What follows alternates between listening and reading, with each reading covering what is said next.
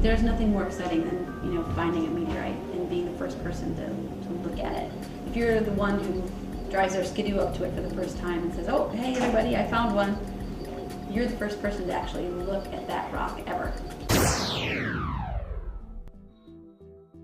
Meteorites are like little puzzle pieces.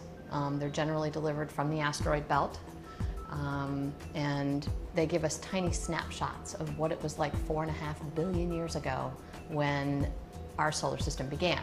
Most of the meteorites that manage to make it to the ground have to be probably greater than, or around 1 meter or greater in diameter before they hit the Earth's atmosphere.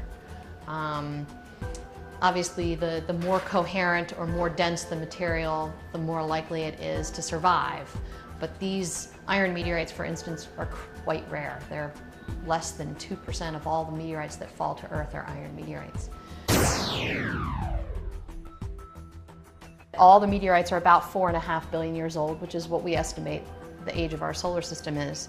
But present in this particular rock are tiny little grains that we believe represent the very first solids that came out of the gas cloud as the sun was forming.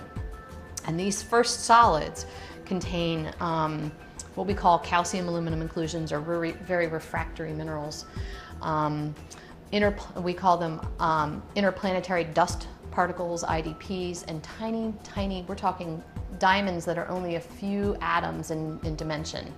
And what it tells us is, and the impact for us is, how our solar system formed, the fact that there are probably lots of other different kinds of solar systems out there. So we get a broader understanding of how solar systems develop. And so one of the popular theories these days is that, you know, perhaps between comets and meteorites like this, that life can be seeded on various planets. There's not a whole lot in here, but there's certainly enough to make us sort of sit up and take notice.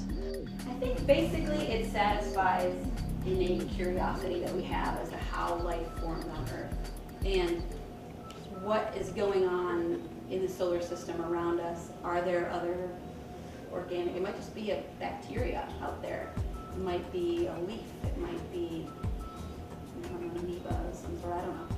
But is there life out there anywhere else?